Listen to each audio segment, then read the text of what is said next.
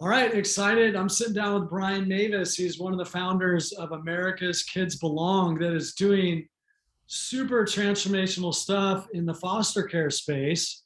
And we're talking to Brian specifically about this month's theme of passion to engagement. So often we as Jesus followers find a passion for something, we get excited about something, but it's like, how do I do anything about this something that I'm passionate about? What are the steps I should take? So Hmm. we're going to be unpacking different people's stories of getting going. And Brian, why don't you just start by letting us know what America's Kids Belong is doing, and then we'll get into the meat of stuff here. So good to have you with us. Thanks. Great to be here. Thanks, Lance.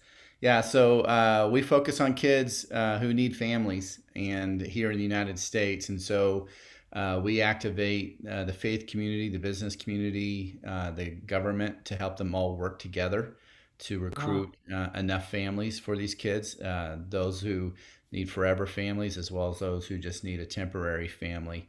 And right now, there's a huge gap. There's way more kids than there are families. So, and then we do more. We support those families, help the community support them. We train churches on how to become trauma care informed. So, wow, we try to do it really responsibly.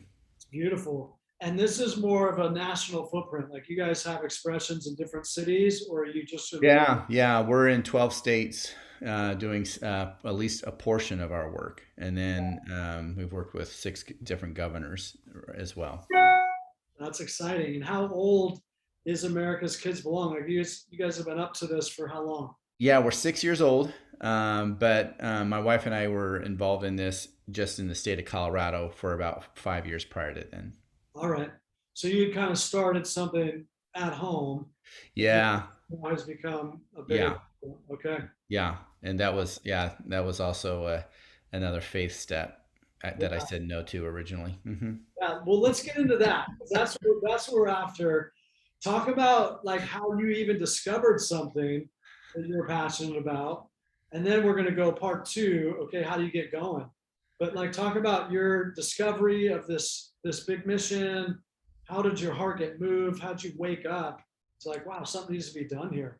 Yeah, well, in this space, and I don't know if this space specifically, but maybe justice in general, Yeah.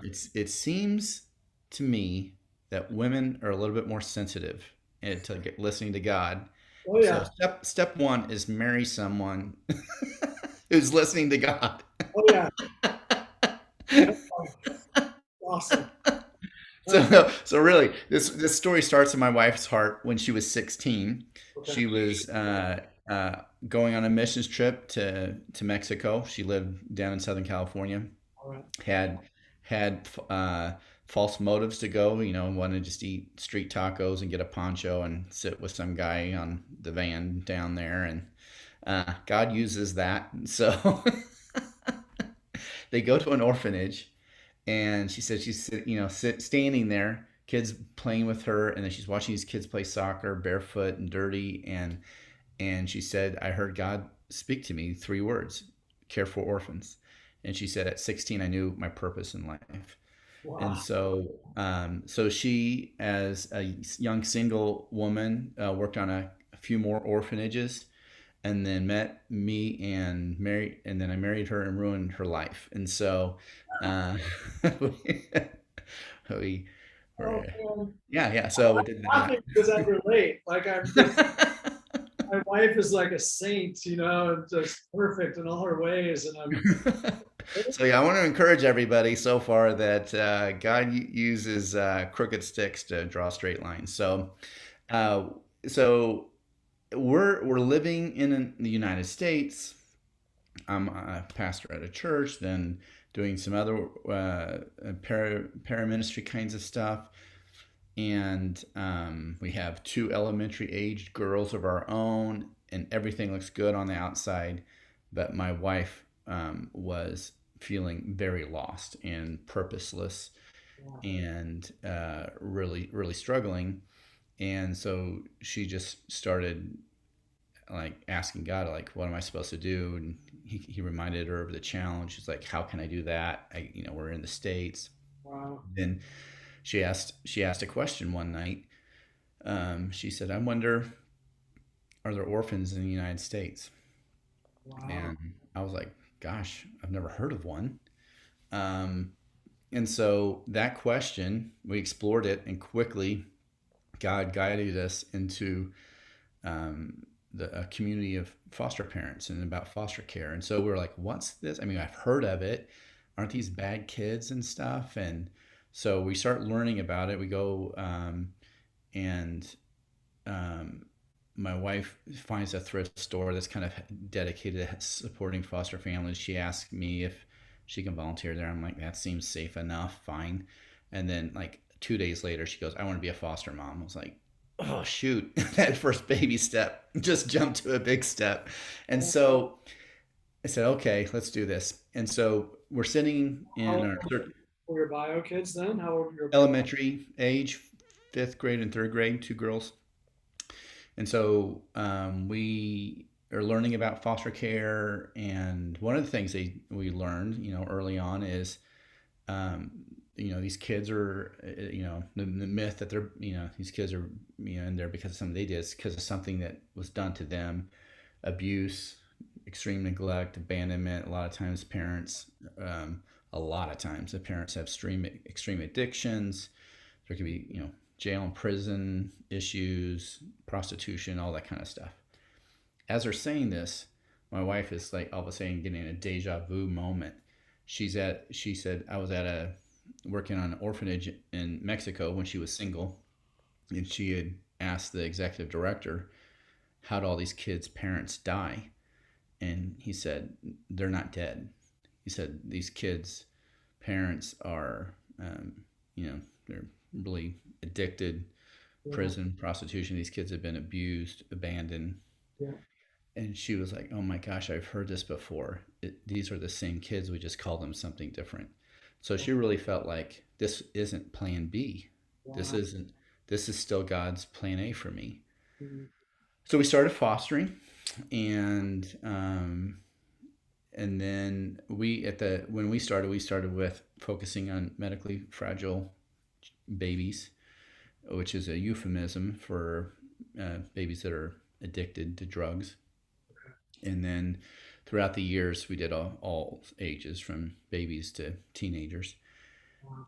And then, but it was like a year into doing this. So this is around 2006, 2007 ish. Um, yeah, 2000, yeah, right in there, 2006, I think. Um, Two things happened, one to my wife and one to me, really close to each other in time. So the one that happened to me was, I was on staff at a church that was, I was the community transformation pastor, and I got a call from child welfare in our county, and a lady said, can I talk to you about child welfare in our county, meet with you about that? I said, sure. So this lady named Cindy came a few days later. I met her in the lobby, and the first thing she said to me was, thanks for meeting with me. I've been trying to meet with a pastor for 3 years. You're the first one to say yes. So I apologize that had been her experience with the church so far. And she was gracious. And so go back to my office, and she said, Brian, I really just came here to tell you one thing. She said, in the 27-year history of child welfare in our county, there has never been a single day, not one day, where kids have not been waiting for families to take care of them. And she said, I have a challenge for you and your church. Help me change who waits. Help me recruit so many grown-ups that they're on the waiting list, not the kids. And so I accepted that challenge.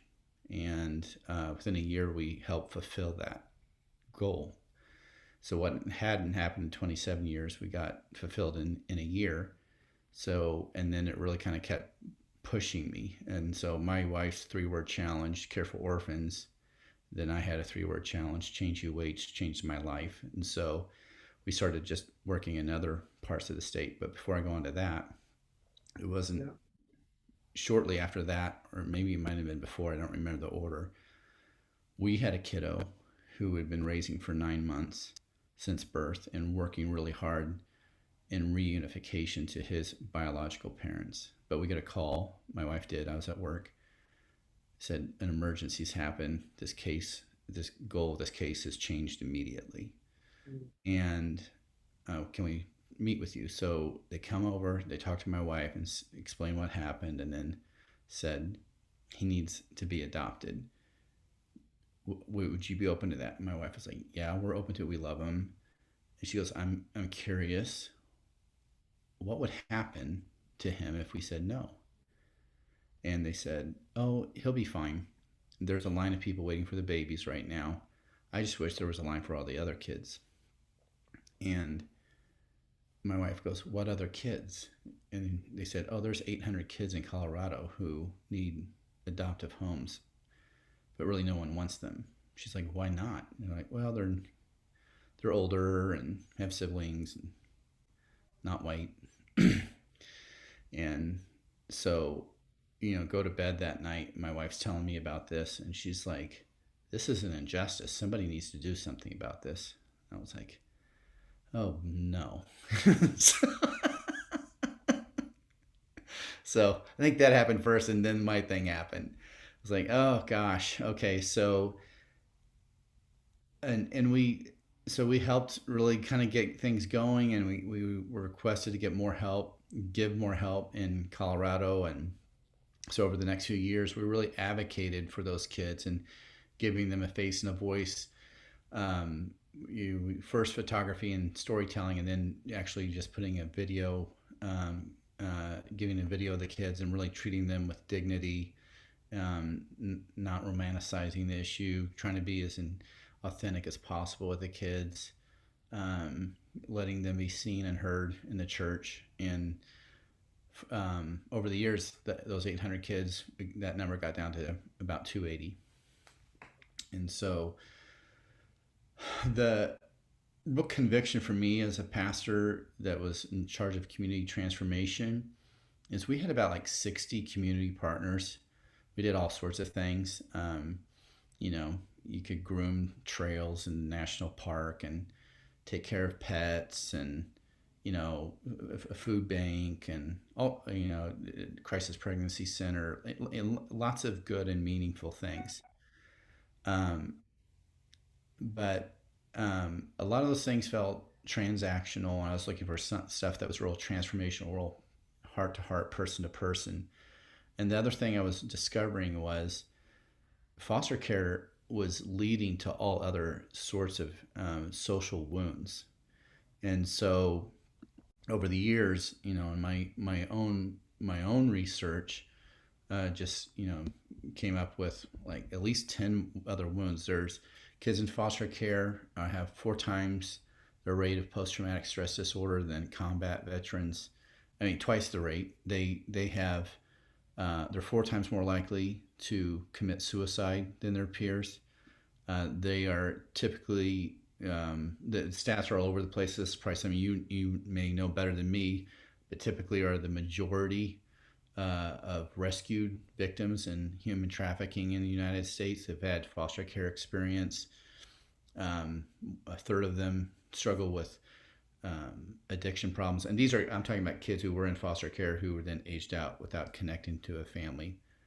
Half don't graduate. Third live in poverty. 20% of these kids are homeless the day they age out. Nearly half the boys have spent some time in bars and behind the bars. Girls are 3 times more likely than their peers at 19 years old to be pregnant. And the kids who've been in care are also far more at risk of losing their own kids to the foster care system. So it was just one of those things where it was like, thank God for the church and for ministries that are doing crisis pregnancy and homeless work and addiction and all that. But wouldn't it be good if we could go upstream and give them a family so these kids wouldn't need those ministries 10 years from now? So to me, it wasn't just a heart issue, pulling at your heart. It was a smart issue. And so it was that part that really intrigued me, that it was strategic. With that said, as it was really kind of growing and taking off. About 6 years ago, then I was challenged, my wife and I, to do our work beyond Colorado. Really given a strong challenge to do this in other places, and I said no, and um, and continued to say no after even after some crazy things happened. In fact, the day after like this challenge, and I fly home, and my wife's like, "Will you do this?" I said no, and she's like, "Why not?" And I was like, "Because getting kids into families is your thing. It's not my thing." So I slept on the couch that night. No kidding. Oh, She's like, "You get to think about that, buddy." And so wake up to a text from a gal who had adopted a couple kiddos, and she said, "Brian, I had a dream about you last night. I dreamt that you had died, and that I tried to go to your funeral, but I couldn't because it was full of kids. That you had gotten into families." I was like, "Oh, geesh." So, um, still not enough to persuade me. So a few more months go by, and a couple more weird things like that happen. And then I'm talking to a buddy in Starbucks and just saying, "I don't get it. Like everything seems to be pointing this way, but this isn't my thing. My thing isn't getting kids into families. My thing is pointing people to Jesus." And then I said, "But I wonder if the people I'm supposed to lead to Jesus are kids who need families." And then I just started weeping, and I was like, "Oh, God hasn't changed my purpose in life. He's just changing my how." And so when people ask me why I pursued foster care or orphan care, I tell them I didn't. I pursued Jesus, and he led me to kids who need moms and dads. yeah. It's a beautiful story. Can we go into that, like how these things started moving? And Yeah, I want to talk more like nuts and bolts now. Like sure. when you said you responded to Cindy's challenge in your community, and you said, and we got it done. That that is a book, because from my vantage point and my perspective, those that are serving kids in need, the story is so common. Hey, the church just isn't really doing anything about this. And the story that she's shared with you, I've been trying to get a connection with the pastor, and they've told us no for I don't know how many years you said, but a long Mm-hmm. time. That's also our experience here in our community. Mm-hmm. And I don't feel like we have the momentum we can have in terms of serving in that space, really providing some strength. So you got it done. How did you get it done? What did you do? I'm like, that sounds like a miracle. Yeah. Well, a lot of it was, God's grace and goodness to us because we made a lot of mistakes. But Yeah, um, I have a kind of philosophy that so my dad can fix anything, and whether it's a home or a car. And one time I remember, and I have no interest or aptitude in any of that. But one thing I remember him telling me was, if your car won't start, it's one of three things. It's either not getting enough fuel, not enough air, or not getting a spark. I was like, oh, that's interesting. You can just narrow it down to three things. I was like, people don't do something because of one of three reasons. They either don't know to do it, they don't know how to do it, or they don't want to do it. wow. And I was like, okay, so why is the church not doing this? Okay. And so turns out all three. They don't know to do it. One is like they don't know about these kids just like we did. And like I've heard of foster care, but like what's that have to do with the church? It was like, oh, these are the orphans are right there in your county. Yeah, You don't use that word; it's not politically correct, but they're the same kinds of kids. yeah, And so one was this belief that the church it wasn't the church didn't care; they just weren't aware. yeah. And so we thought, well, let's make them aware. Okay. Um, the second thing is they don't know how to do it. This continues to be a thing that churches are working out and trying to get better at. Is this issue can be romanticized, and when you do soften someone's heart, then you got to strengthen it because inviting kids who've been traumatized into your heart and home is it's not easy. So you have to learn how to have different parenting tools and that kind of stuff. and how to do it responsibly, and how to have a church do it really well. So when it gets hard, they get better and they don't quit.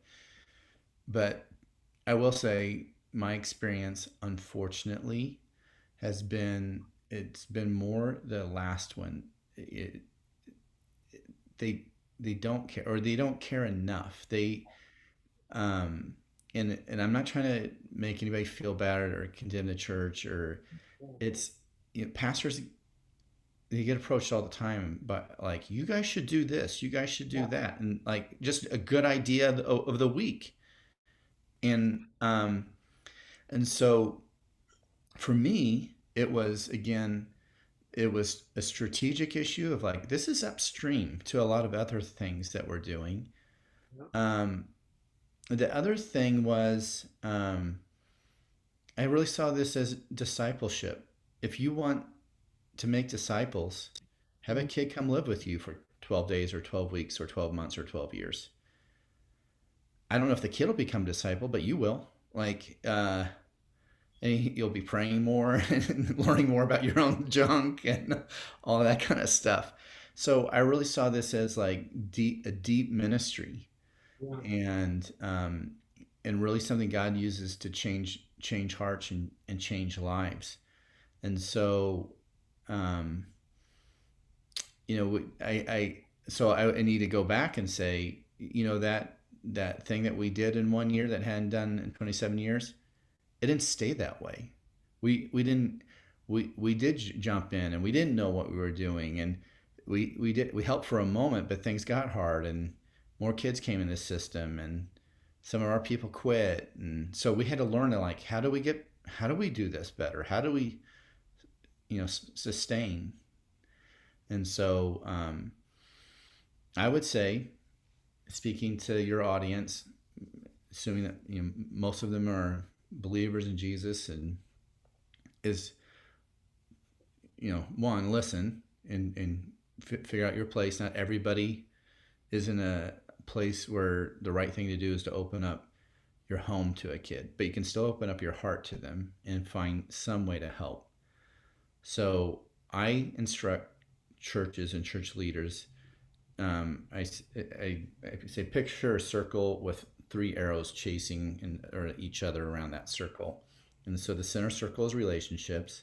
Everything is about relationships. Then it's research, retain, recruit. And so you're researching. The first thing you need to do is, like, find out who in our church is already involved in this. How are they doing? Who in our community is involved? How are they doing? And what you're going to find out, it's important for you to do your own research and meet these people, but there are many of them are going to say, we're drowning. Mhm. And so, and theirs is about a 50% attrition rate in new foster families. So if your church were to recruit 100 new foster families today, a year from today, you'd have 50 left. Okay. By the time you're 5 years out, you have about 8 remaining, unless you support them. And then it's that retention. And so you are getting people who are saying, I'm not going to foster or adopt myself, but I do care about you. I care about these kids. So we're going to surround you and support you and help lift that load. And so before you recruit more families into it, support the ones you have. Mhm. And then when people know that they're going to get support, then you can recruit more families into this hard work. What did that support look like? I'm sure it takes different expressions, but Yeah, yeah. It's so, like, again, trying to get real practical and specific. I recommend that a family who's doing this have at least 3 other families who said they're going to be there for them, a minimum of 3. wow. And so that could be like, one family is committed to, like, I know, I'll give you a, real example. A young couple, they have 3 kiddos, who are out of the foster care system. They have 3 sets of grandparents, essentially, who, they're not actually biologically related, but these grandparents have come and adopted them.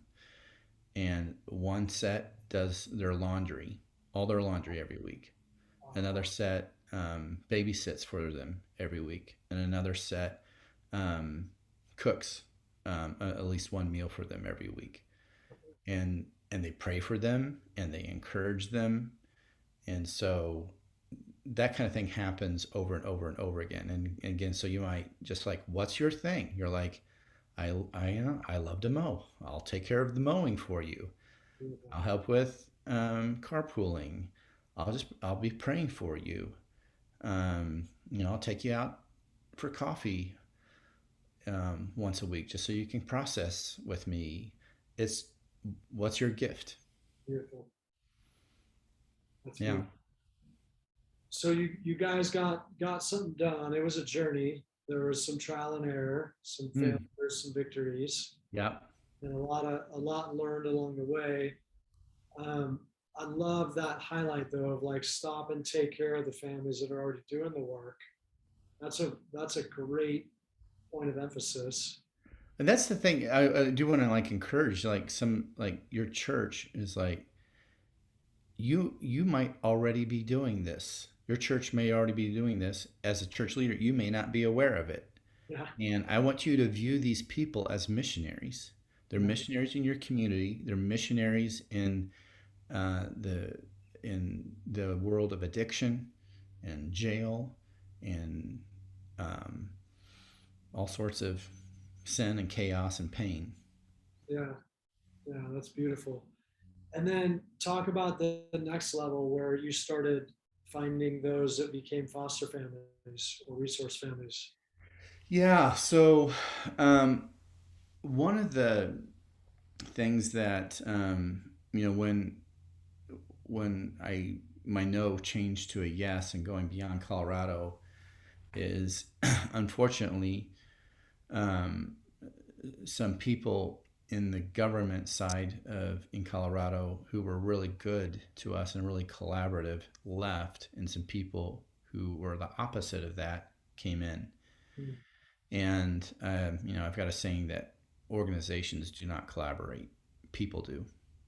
mm, And so, what was working fine one day was not working fine the next. And so we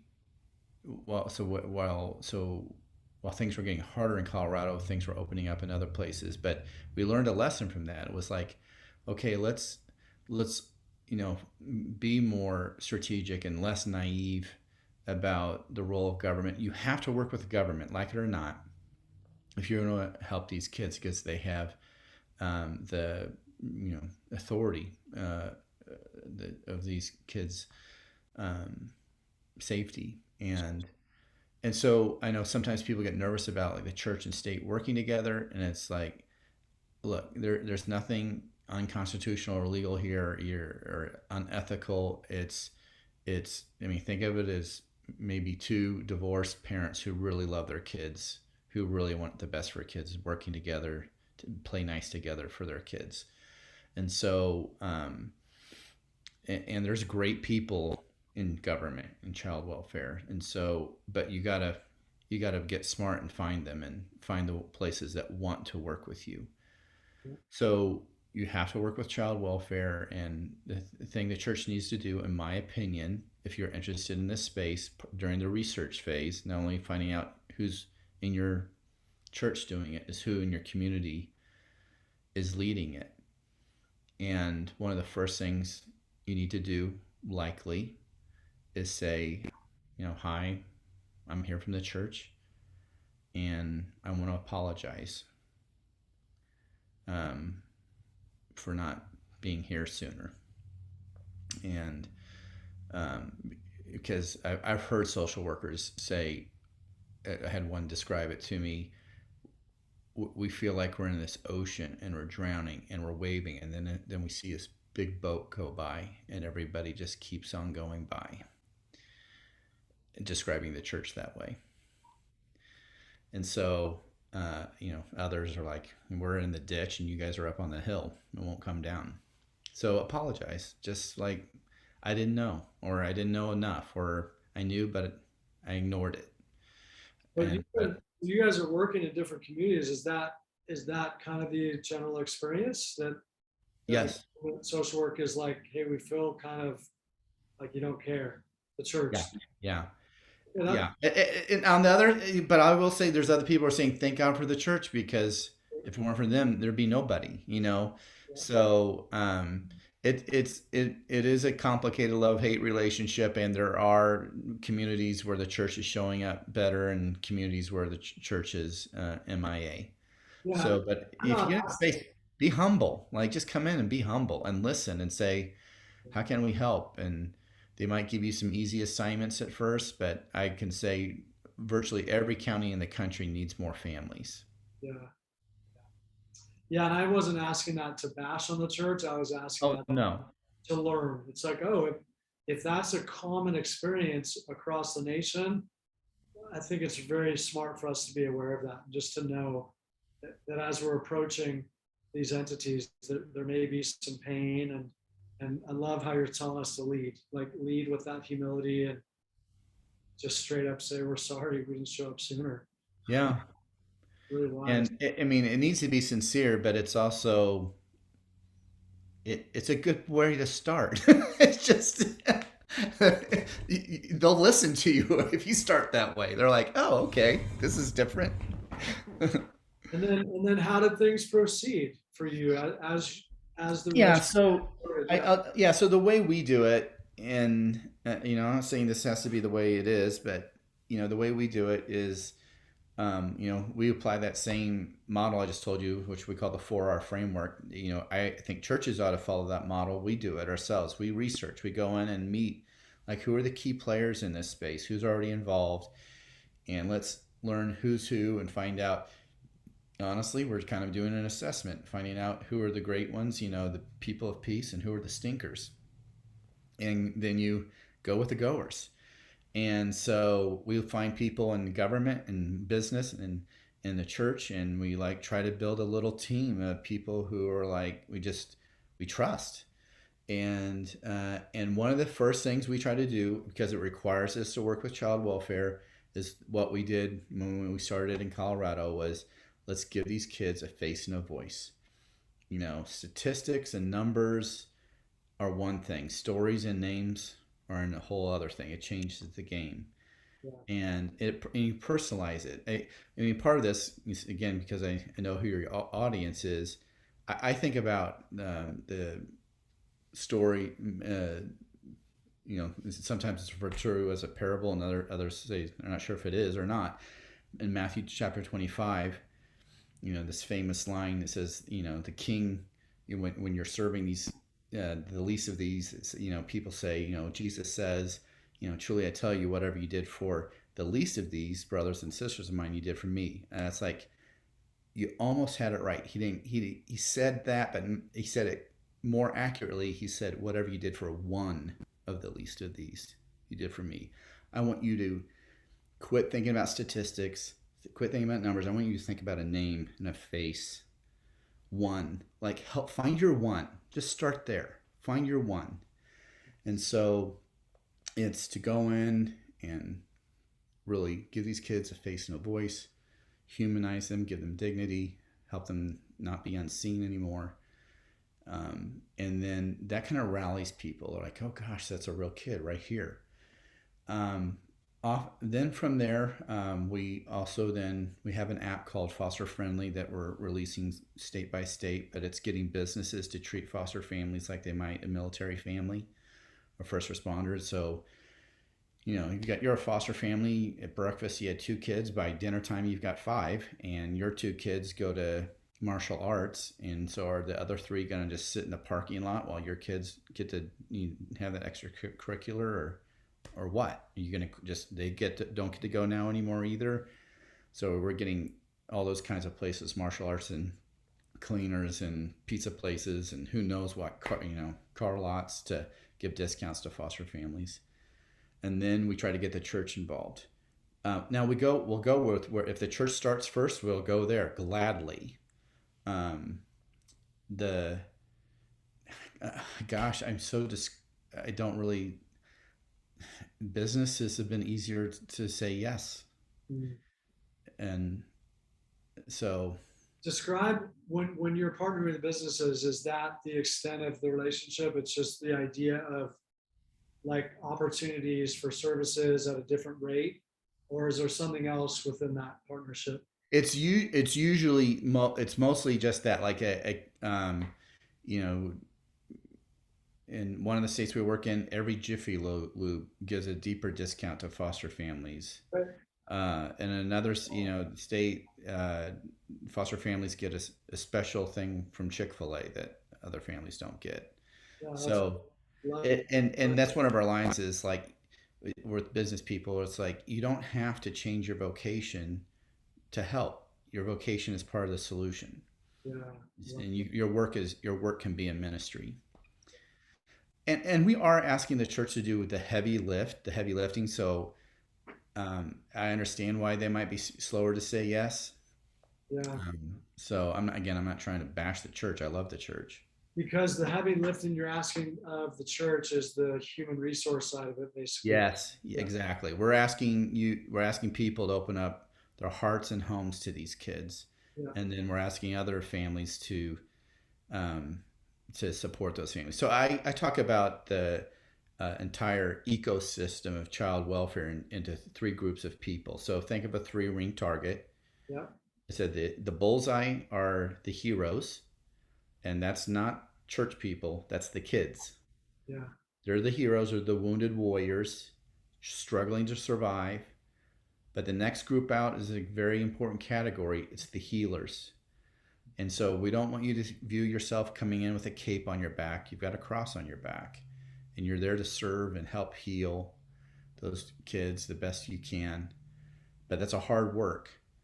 So the last group out are the helpers. They're the ones who are surrounding those healers. Now, now picture this three ring target. The bullseye is huge, and the next two are circles are around it are really thin. That's what your county probably is, reality of your county right now. Way more kids than there are healers and helpers. yeah, So it's the idea is to give the right proportionality to each of those. yeah. It's beautiful. Yeah, there's so much going on here. So appreciate you sharing the story. So now generalizing a little bit, um, what do you say to people that are like, man, I'm passionate about something, whether it's foster care or not. I'm passionate about something, but I don't know how to get started. Um, just connecting your story and your journey. Yeah. So yeah, if I were to generalize it, is ask God for eyes to see. So um, one time in my role with a church, one of the things we did was our church had small groups, and so we started giving um, small groups money, like hundreds and hundreds of dollars, and we said figure out what to do with it. Like help you have to help somebody. Not you can't help someone in your group. That can come out of your own pocket. But look, you're in your community. Come back to your group, and you guys talk about what you found, and help however you want. We trust you. Well, the first 3 weeks, people were like, I don't know, like Red Cross, like I don't know, and then breakthrough. And it only took a few weeks. They were like, I see it everywhere. Like the single mom at my work, and they were just like, all of a sudden, I can see. Wow. And so ask God eyes to see the need, to see the hurt, to see how He sees, Mm. and start with that. Again, our story, even so, I skipped a story. So before my wife asked, I wonder if they're orphans in the United States. My girls were younger still. They weren't in elementary school. They were preschool. And I remember writing this in my journal. It was in 2002. And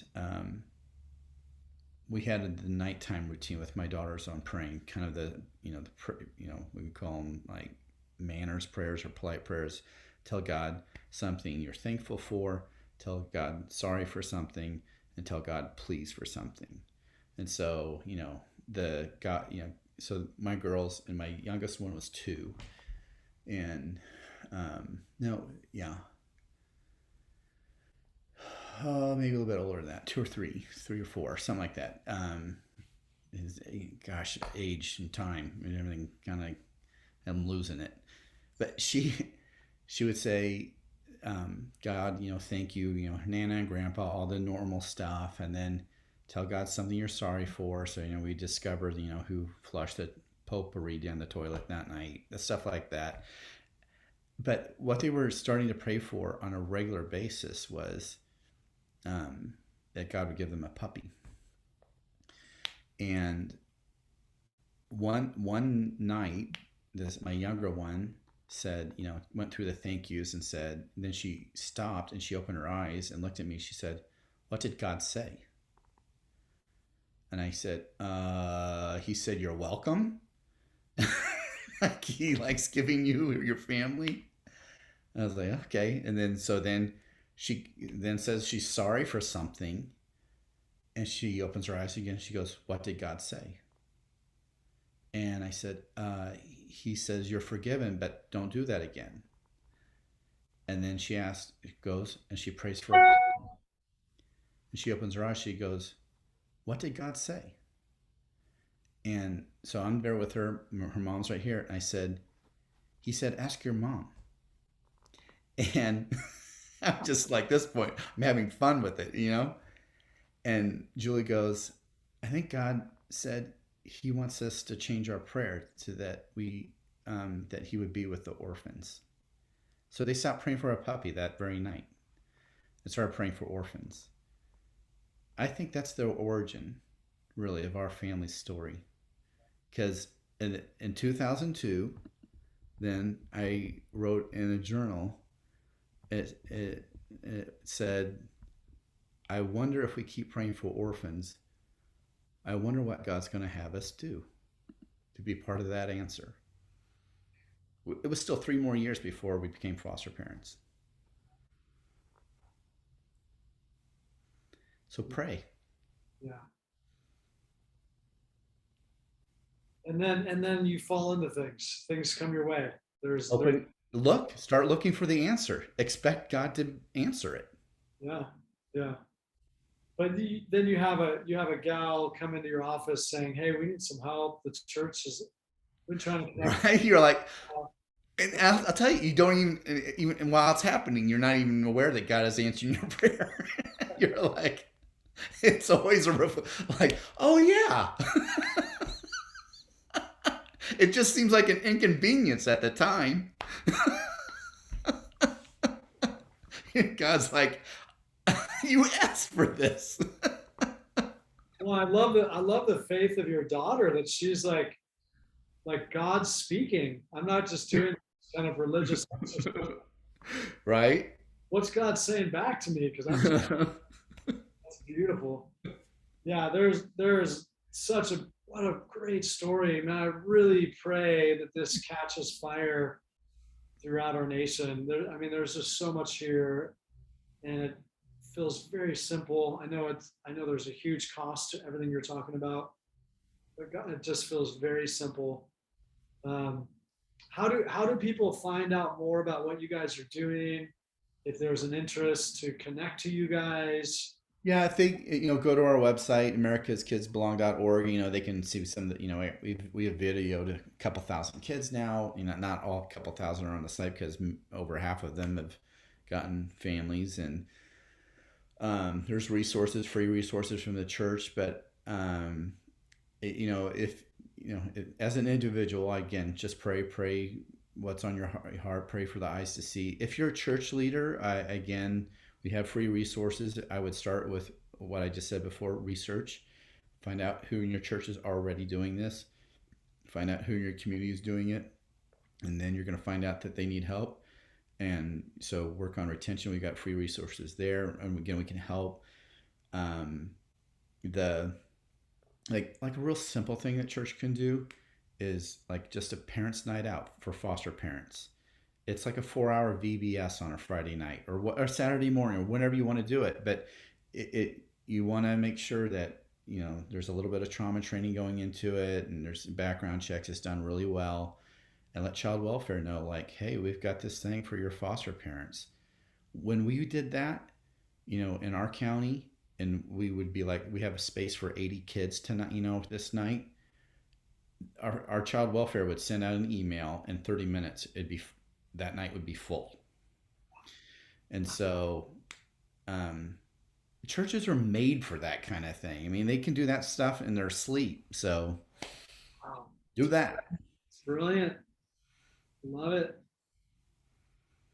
And then we didn't really flesh this out, so we should before we say goodbye. That you have the way America's Kids Belong has evolved. You're telling kids stories, but I don't think you connected the dots there for people. So talk about what you actually do there. So you're capturing people's stories that are in the foster care system that are yet to be adopted. Mm-hmm. And then what do you do with that? You already talked about you do it in a Yeah. different So, yeah. outline. So on our site, you can see, like, gosh, this kid, 13 years old, or there's a sibling group of 6 or whatever it is. And you can say, you watch the video, you can just click, and, like, I want to inquire, like, on this family. Like, I want to know, like, I might be interested, or I am interested. And depending on what video you're watching, from what state it's from, that inquiry is going to go to a specific place. We'll get that notice, but it'll also go to either a certain county child welfare, or a contracted agency, and they are supposed to respond to you. You'll get different results depending on, sometimes they'll be responsive, and sometimes you'll have to try and try and try. Um, but that's how you can know about how to help a specific kid, and that kid may then go on the path to becoming, in your family. Yeah. God might use that, and have it go, you end up going down a different path, maybe a different child, or even a different role. I mean, we get, some of our kids get multiple families inquiring, so they only need one. And so God will use that to say, now that I've got your attention, Yeah. we'll go down a path that you didn't see, maybe. So that process is vetted. Like child welfare is obviously connected into your process. Yeah. These aren't kids that you're just No, saying. no, we're not. Yeah, so we're not the placement agency.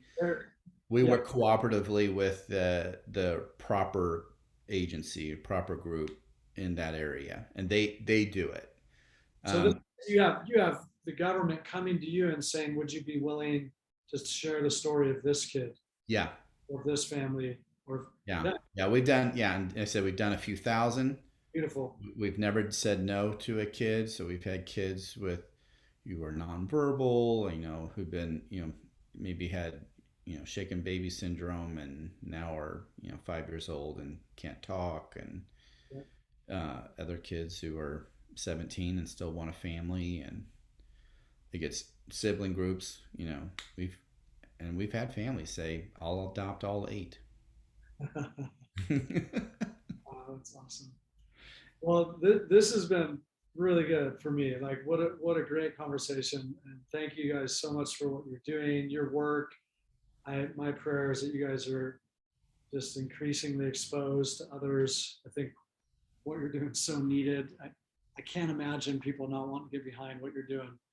Um, so thanks for taking the time, and thanks for talking to the It was an details honor. that you guys got going, how you moved from passion into engagement, and it looks like quite a legacy, quite a footprint. Like there's just some fruit coming off of your guys' lives from your yes, and I love to hear the simplicity of it and kind of the team dynamics of it. That it's not just one of you; it's you as a family going after this. And Yeah, yeah, yeah. So my oldest daughter now, I mean, both my daughters are young adults, but my oldest daughter is a foster mom to 3 kiddos.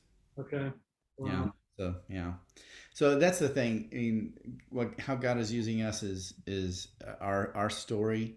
Yep. How God uses you is will be something different, and I appreciate the Mother Teresa quote of do small things with great love. So just do that.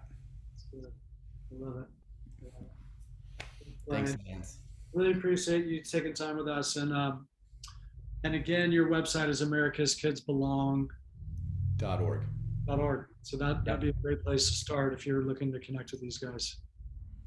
Thank All you. right. Well, I look forward to talking with you again soon, Brian. The rest of you, thanks for joining us in this moment. Uh, where we like to say, get involved. The world is run by those who show up. And Yes. we will see you next time.